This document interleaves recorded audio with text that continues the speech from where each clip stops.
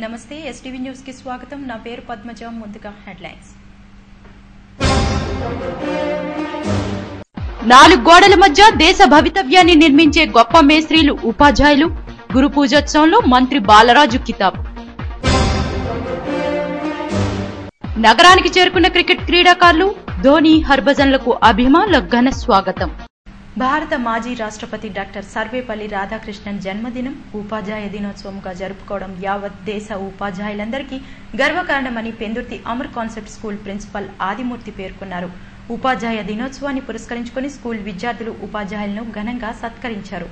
ఈ సందర్భంగా విద్యార్థులు ప్రదర్శించిన వివిధ సాంస్కృతిక కార్యక్రమాలు అలరించాయి.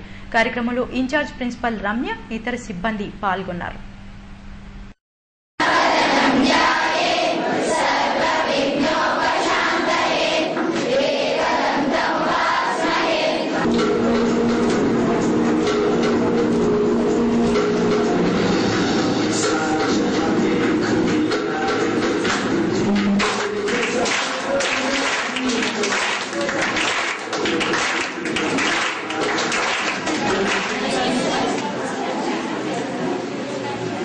Once again, 50 మందికి కూడా ఉపాధ్యాయ దినోత్సవం.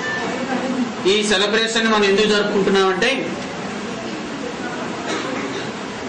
గతంలో ఇక్కడ మనకున్నటువంటి సర్వేపల్లి రాధాకృష్ణ గారి జన్మదినాన్ని భారత ప్రభుత్వం జాతికి ఉపాధ్యాయ దినోత్సవం ఈ రోజు అనగా 5వ తేదీ ప్రతి ఒక్క భారతీయుడికి ఉన్నటువంటి సంస్కారంతో కూడినటువంటి ఒక బాధ్యతని జాతీయ ఉపాధ్యాయ దినోత్సవంగా భారత ప్రభుత్వం అనౌన్స్ చేయడం జరిగింది. అనే అంధకారాన్ని పోగొట్టి జ్ఞానము అనే వెలుగుని ప్రసాదించేవాడు గురువు. మనం ఒక చీకటిగా కూర్చుంటే మొత్తం అంతా అంధకారం ఏమీ కనిపించదు. చిన్న దీపాన్ని వెలిగిస్తే గదంతా ప్రకాశవంతంగా ఉంటుంది. అలాగే మనలో ఉండేటువంటి అజ్ఞానాన్ని పోగొట్టి ఎవరైతే మనకు మంచి మార్గాన్ని చూపిస్తూ చక్కని వెలుగుని ప్రసాదిస్తారో, జ్ఞానము అనే వెలుగుని